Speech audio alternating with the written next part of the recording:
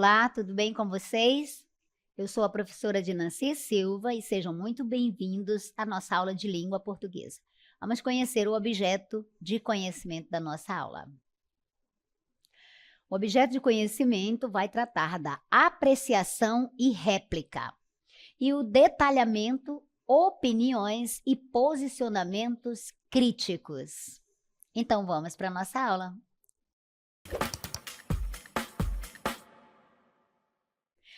Hoje nós vamos mergulhar no universo dos artigos de opinião, onde as palavras têm o poder de inspirar e de influenciar. Então vamos conhecer o poder das palavras, entendendo esse gênero textual, o artigo de opinião. Você já leu ou ouviu alguém defendendo com firmeza uma ideia com a qual você não concordava? Como você reagiu? Pois é, vamos aprender sobre isso. Então, vamos entender o que é o artigo de opinião.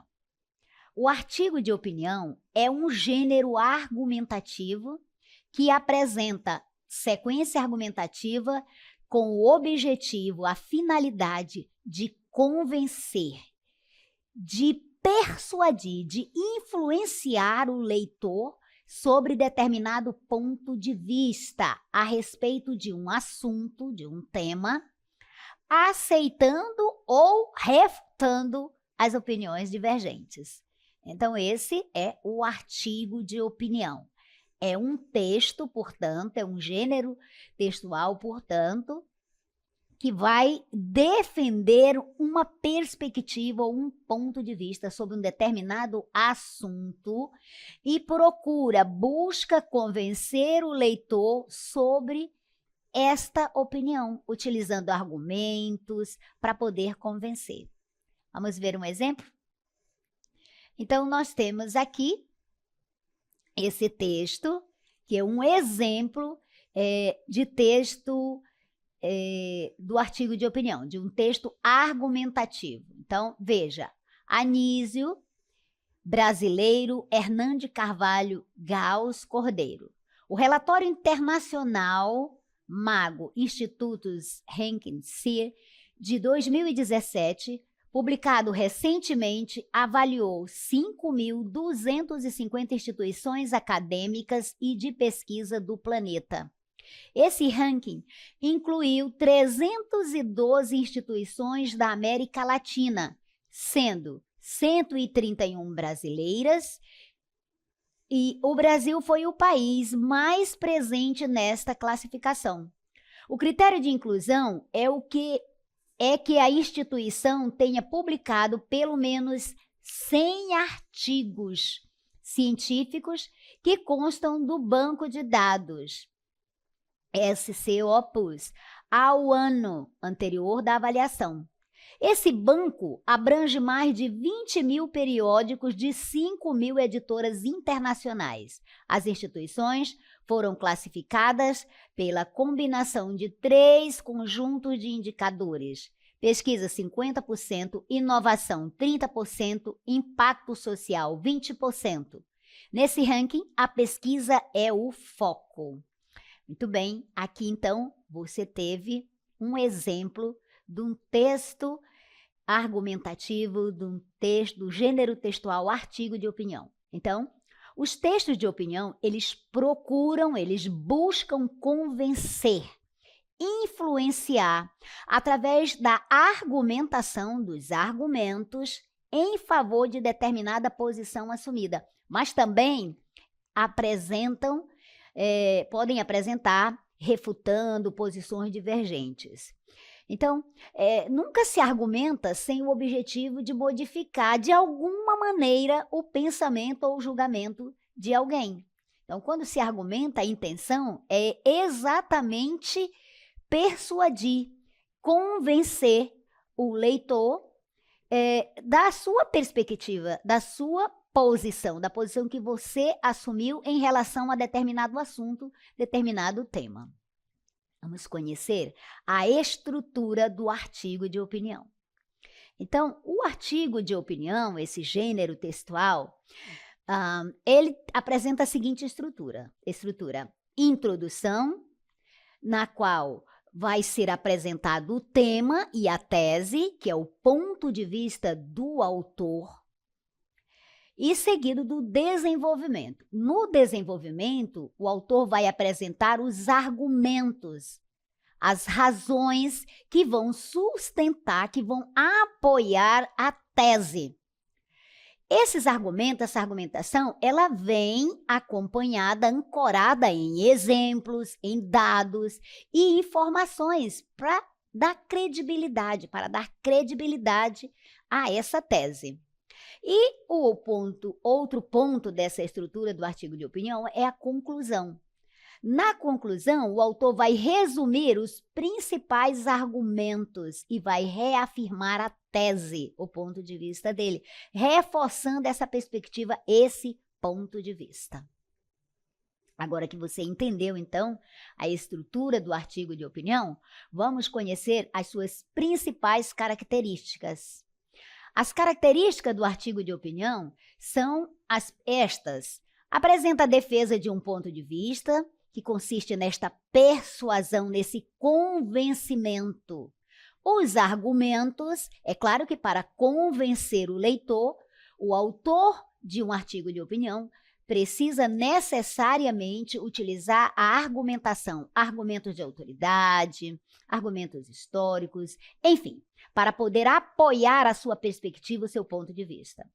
Vai utilizar uso da primeira e da terceira pessoa, né, no desenvolvimento do texto. Vai utilizar a linguagem simples e objetiva, utilizando a norma padrão, a norma culta da língua portuguesa. E também traz a seguinte estrutura, né? Introdução, desenvolvimento e a conclusão. Possui o título, um título que chame a atenção, que prenda a atenção do leitor, e possui assinatura, certo?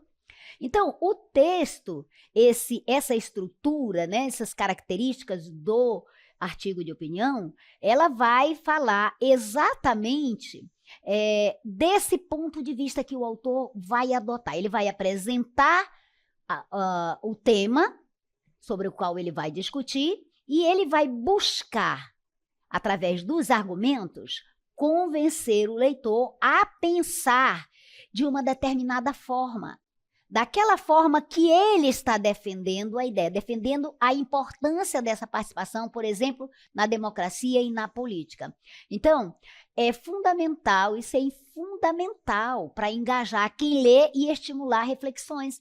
O texto argumentativo desse gênero textual, ele pode alcançar essa finalidade, ele tem esse objetivo exatamente de propor reflexões, né? De nos ajudar a entender, por exemplo, determinados assuntos por uma outra perspectiva, a perspectiva de alguém que, por exemplo, domina muito bem determinado assunto. Então, os argumentos que ele vai utilizar, por exemplo, o texto vai apresentar razões para apoiar, né, para ancorar aquela ideia, aquela tese que ele está defendendo, aquela perspectiva que ele está defendendo, que o autor está defendendo. Então, os argumentos, eles devem ser muito bem estruturados, muito bem fundamentados, para que possam fortalecer a opinião expressa, a opinião do autor do texto de opinião. O uso da primeira e terceira pessoa, como nós já colocamos. Então, no artigo de opinião, há momentos em que o autor, ele fala de si mesmo. Acredito que isso, aquilo outro. E outros momentos em que ele vai se dirigir ao leitor de forma mais geral. Por exemplo, vamos lembrar que, assim.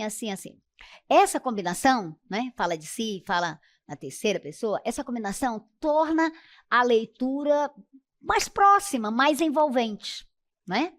E a linguagem? A linguagem do texto de opinião é uma linguagem simples e objetiva, com o uso da norma padrão, da norma culta da língua portuguesa. O texto vai evitar palavras difíceis, jargões, gírias, Tudo isso com o intuito de facilitar a compreensão de todos. Além disso, vai seguir as regras gramaticais, garantindo clareza, objetividade e correção da comunicação. Muito bem. A estrutura, então, do artigo de opinião consiste, como já explicamos, na introdução, no desenvolvimento e na conclusão. Então, o artigo de opinião, ele vai começar apresentando o tema, isso na introdução. Vai desenvolver os argumentos e ideias principais no desenvolvimento, no corpo do artigo de opinião. Ele vai desenvolver esses argumentos, as ideias principais. E vai encerrar reforçando a importância do tema, certo? Na conclusão.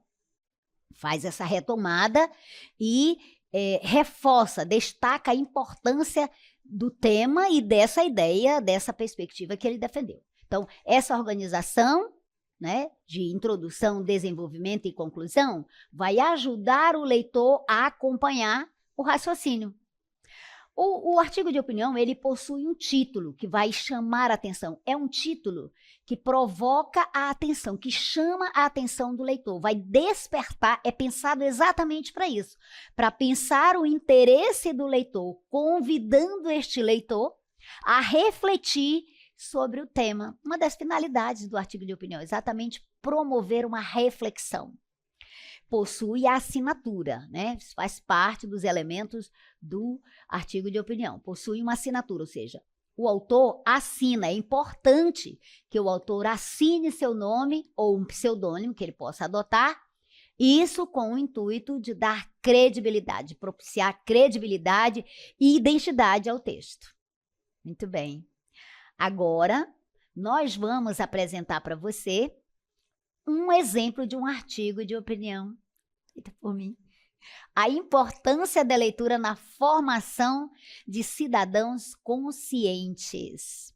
Muito bem. Destaquei, então, para vocês a parte da introdução que você está observando. Diz assim, começa, por exemplo, dizendo que nós vivemos em uma era marcada pela abundância de informações e pela necessidade crescente, cada vez mais crescente, de cidadãos críticos e bem informados, o que é até uma exigência da educação. Então, nós vivemos nessa era, nesse momento da atualidade que é marcado pela abundância de informações. Há muita informação e pela necessidade cada vez mais crescente de cidadãos críticos e bem informados, bem atualizados. Então, nesse contexto, a leitura vai se apresentar. Ela se apresenta como uma ferramenta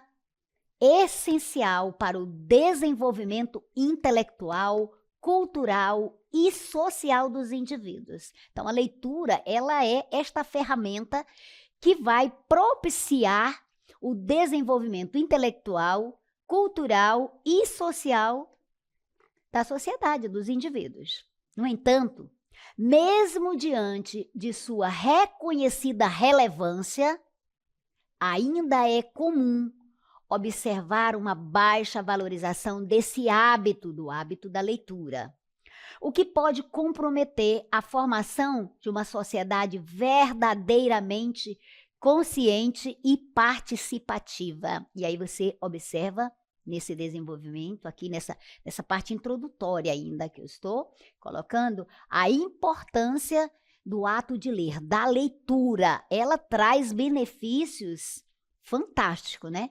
Desenvolve a sua capacidade de pensar para poder agir, interagir na sociedade, né? Seu desenvolvimento intelectual, cultural e social. Ela é bem importante e para que realmente você se torne um cidadão crítico, né, e que possa agir na sociedade, que seja agente e não, né, alguém que seja manipulado, que esteja aí sem saber para onde vai, o que deve fazer, como deve, sem entender a sociedade que você vive. Alguém que não sabe como agir, não é participativo. No desenvolvimento, nós vamos observar então, a argumentação e o desenvolvimento dessas ideias que eu coloquei na introdução. Então, a prática da leitura contribui significativamente para a ampliação do vocabulário. Lembre-se disso. Quando você lê, um dos primeiros ganhos, uma das primeiras competências que você vai desenvolver e habilidade é a ampliação do seu vocabulário. A melhoria da interpretação textual, da sua interpretação e da sua compreensão textual, lembrando que o texto pode ser oral e escrito, e o fortalecimento do raciocínio lógico. Então, você já observa aí que estou argumentando em favor da leitura, que essa prática, se você adquirir, se você adotar a prática da leitura, o hábito de ler, você já vai ter aí, né, como ganhos significativos, né, como uma contribuição valiosíssima, a ampliação do seu vocabulário. Né? Você já conhece muitas palavras, já pode expressar suas ideias, a melhoria da sua compreensão, do seu entendimento, da sua interpretação textual, e vai fortalecer a sua capacidade de raciocínio lógico, o seu pensamento lógico fica aguçado.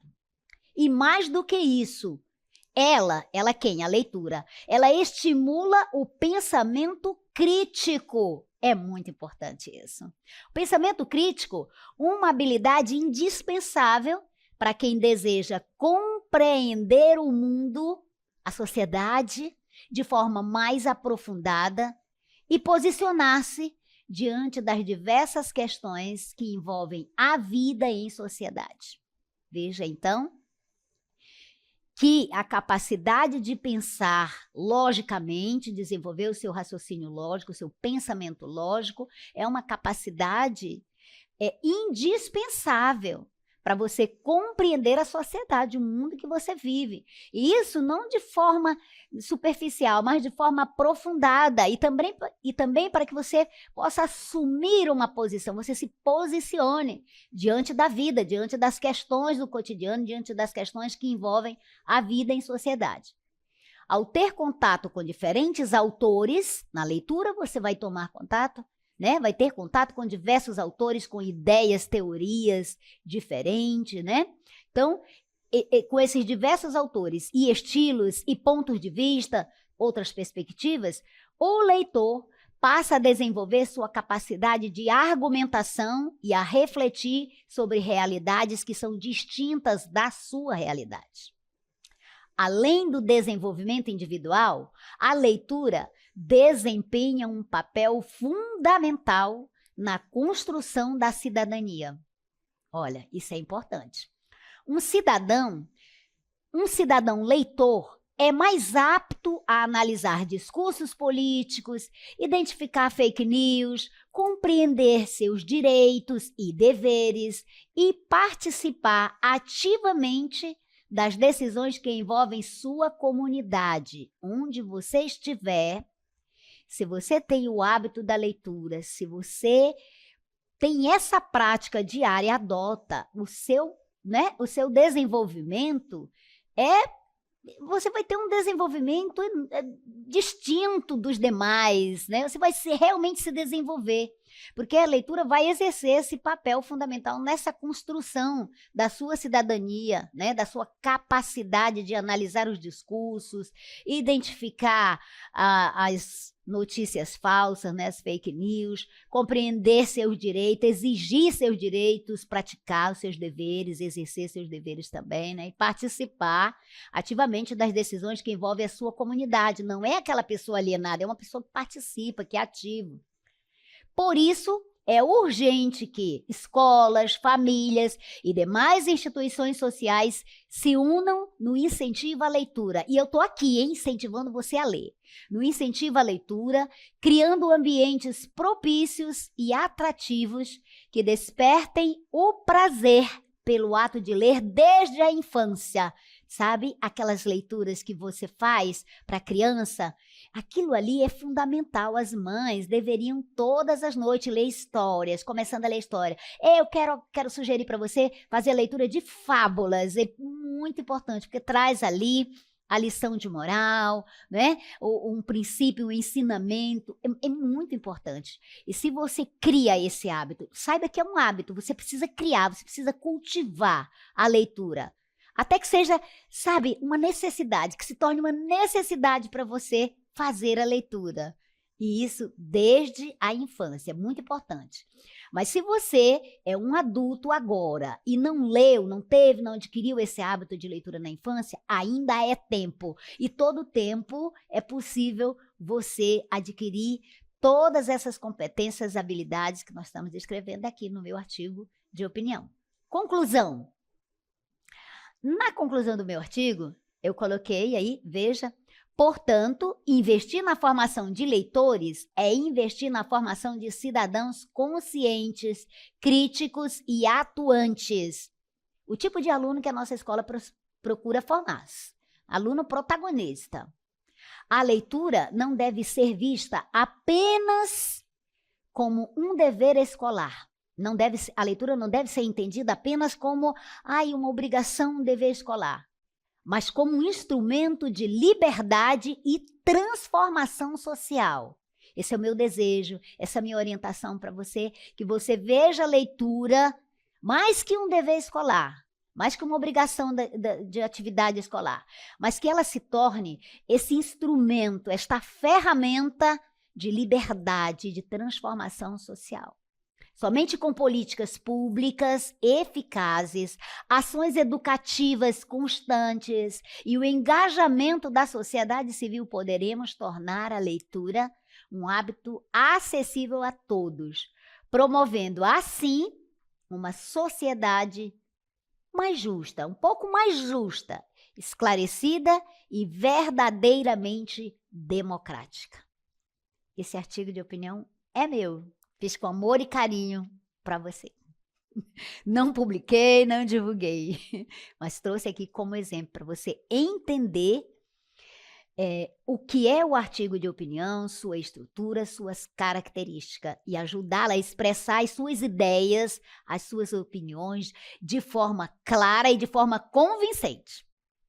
Certo? Então, a estrutura desse texto que eu coloquei para você foi a seguinte: na introdução, né, eu mostrei para você o tema de forma bem clara, contextualizada, que é o papel da leitura no mundo contemporâneo. Eu mostrei para você desde o início, daí na introdução, né? Há uma tese que eu defendi aí, que é a leitura, o fato da leitura ser essencial para o desenvolvimento da consciência cidadã, para que você se torne realmente um cidadão crítico, reflexivo, engajado. A leitura é a linguagem, quero dizer, a linguagem do meu artigo é objetiva, direta, formal, adequada a esse gênero que é o artigo de opinião. O gênero textual é o artigo de opinião.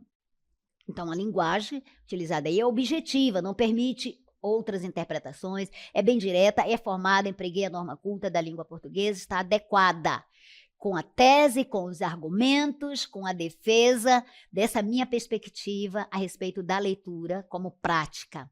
E no desenvolvimento? Desenvolvimento eu constituí com 2 parágrafos argumentativos que estão reforçando a tese, coloquei exemplos e justificativas. E o primeiro dos argumentos, destaquei o papel da leitura no crescimento intelectual e no desenvolvimento do pensamento crítico.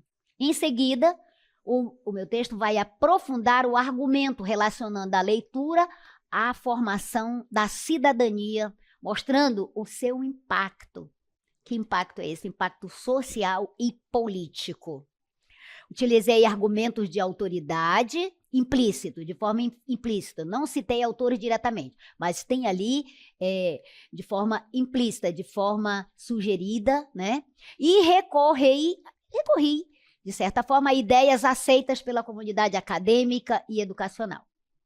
Então, apresentei coesão, progressão temática, por quê? Porque cada parágrafo estava ampliando o parágrafo anterior com novas ideias. E, na conclusão, o que eu fiz? Retomei a tese, a minha perspectiva, com uma linguagem bem enfática, tentando convencer, e propositiva, né? Ali propondo a questão da leitura para a formação, o desenvolvimento das competências, das habilidades. Apresentei uma proposta de intervenção social, né, colocando ali, por exemplo, que as escolas, a sociedade civil, tudo isso como uma proposta de intervenção social. A leitura como política pública, né, as iniciativas da ação familiar e escolar, essa minha proposta de intervenção social para que se crie esse hábito, né? Utilizei recursos persuasivos. Quais foram os recursos, esses mecanismos persuasivos que eu utilizei? Olha aí o que eu disse. Eu disse, somente com políticas públicas eficazes e mais isso e mais aquilo, a escola, a família, forma de chamar a atenção, né? A forma que eu utilizei, chamando a atenção. E na conclusão, eu reforcei o compromisso social da leitura, com um tom assim, bem esperançoso e engajado, encorajando e esperando de vocês esse engajamento. Isso ficou claro para vocês? Muito bem. Agora, nós vamos esclarecer a diferença entre fato e opinião. São dois conceitos que você precisa realmente entender e aplicar, tanto na sua leitura quanto na sua escrita. Vamos ver então? Olha, o fato é algo que pode ser comprovado, é algo que realmente aconteceu, pode ser comprovado através de um registro, de uma pesquisa. É algo que pode ser documentado, inclusive. Então, fato é algo que realmente aconteceu na sociedade, no mundo real. E a opinião? A opinião, estou estabelecendo aqui para você entender, quando estiver produzindo ou lendo um texto, você já identifica logo ali o que é fato e o que é opinião. A opinião consiste no quê? Consiste no ponto de vista, na perspectiva, no julgamento, na avaliação que eu, você, todos nós fazemos a respeito de um fato, de um evento, de um fenômeno.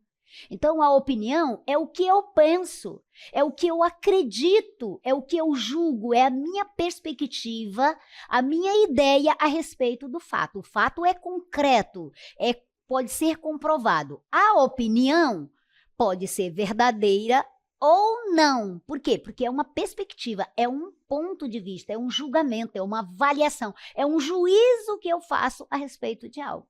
Um exemplo disso, exemplo de fato. O Brasil venceu a Copa do Mundo em 2002.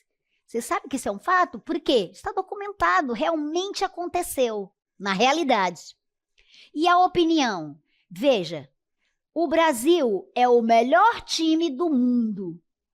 Veja que o fato de eu afirmar que o Brasil é o melhor time do mundo, não necessariamente isso é um fato. Isso é uma opinião, uma perspectiva, um julgamento, uma avaliação que eu faço a respeito do Brasil. O Brasil é o melhor time do mundo. Ou seja, o futebol do Brasil é o melhor time do mundo. Isso é uma opinião, é o que eu penso a respeito do Brasil. Isso ficou claro para você a respeito, então, de fato e opinião? Ficou? Muito bem.